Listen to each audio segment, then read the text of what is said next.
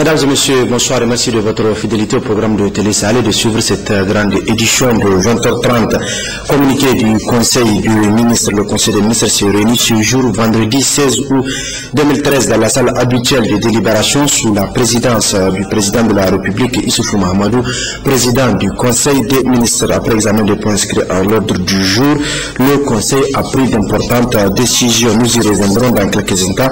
Le temps de voir ce commentaire de la nouvelle, sur la nouvelle équipe gouvernementale mise en place par le gouvernement, par le président de la République, plutôt chef de l'État, qui a déjà pris fonction. Les défis qu'elle doit relever sont énormes et elle a besoin du soutien de tous les Nigériens. Le commentaire est signé Mohamed Fino.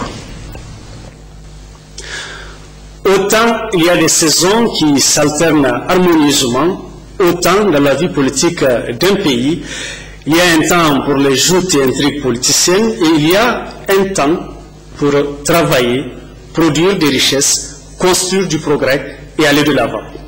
Au Niger, il faut s'en réjouir, nous avons des institutions démocratiques mises en place et un président de la République qui a une vision et un programme ambitieux, résolument orienté vers le progrès.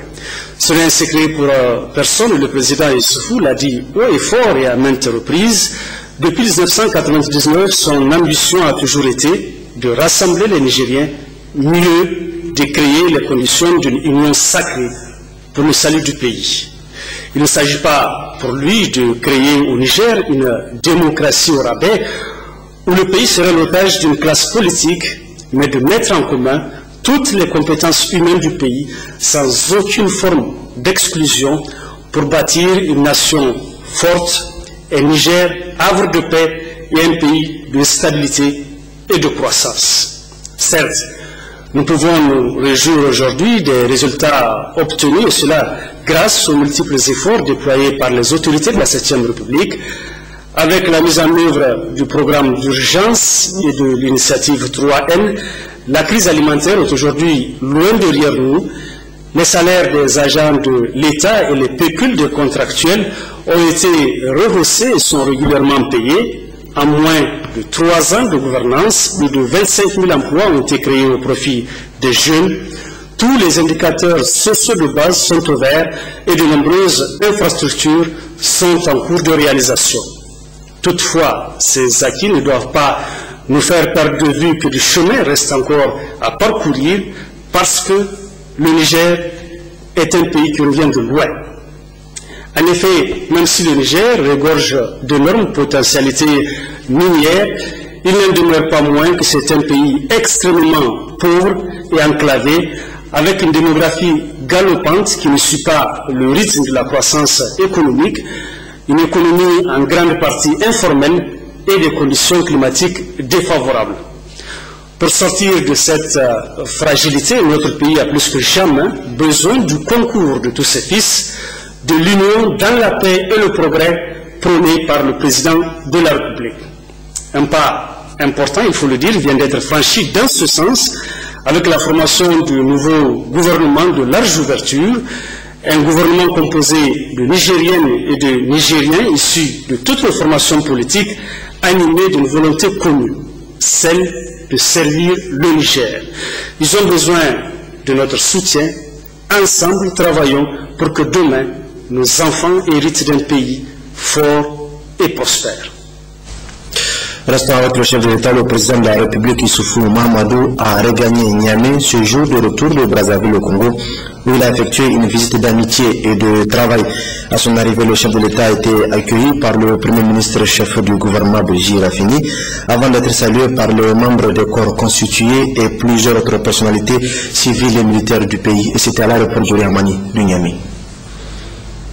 Particulièrement le gendarme et le cadre du ministère de l'Environnement qui ont bien voulu vous prêter main forte dans le travail combien difficile que vous faites, parce que j'ai appris qu'il y avait un déficit d'enseignants et ils se sont portés volontaires. Donc je souhaite que chaque Nigérien ait à cœur la formation de nos enfants pour se porter volontaire quand c'est nécessaire. Merci et je vous souhaite bon appétit. Au cours de ce déjeuner, la première dame a offert un lot de dictionnaires et de calendriers de la Fondation Guri Vie Meilleure à ses invités, accompagnés d'une enveloppe d'encouragement. C'est vraiment un grand plaisir pour nous de nous retrouver aujourd'hui au palais présidentiel avec les différents lauréats et les encadreurs de ces élèves qui sont venus participer à la 3e édition du prix d'excellence et du mérite. C'est un honneur pour nous d'être accueillis ici au palais de la présidence et nous tenons à vous remercier très sincèrement pour cet accompagnement et pour l'appui que vous apportez au système éducatif.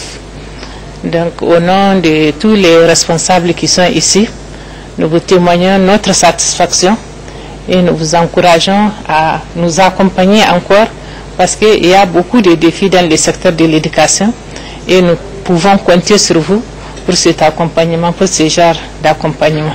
Nous vous remercions très sincèrement. Les enseignants ont salué ce geste louable de la présidente de la Fondation Guri Vie Meilleure à travers leurs représentants. Au nom de l'ensemble de tous les enseignants qui sont aujourd'hui présents, je suis flatté de vous dire merci. Merci Madame la Ministre de ce que vous avez initié ce prix de l'excellence et du mérite qui en est déjà à sa 3e édition. Merci Excellence de l'effort que vous êtes en train de faire pour accompagner, pour soutenir ces éditions-là. Nous nous rendons compte de la hauteur avec laquelle vous êtes en train d'accompagner l'école pour que l'excellence soit une réalité dans notre système éducatif. Merci encore Madame. Enfin, une photo de famille pour immortaliser cette rencontre de la première dame avec ses hôtes qui, à travers l'enseignement, ont toujours contribué au développement d'un Niger émergent. De service au ministère de l'Agriculture entre le ministre sortant Ouassedou et celui entrant Abdou Labo au cours de cette rencontre. Il s'agit pour Ouassedou d'apprécier les avancées enregistrées et faire l'état des dossiers en instance à son successeur.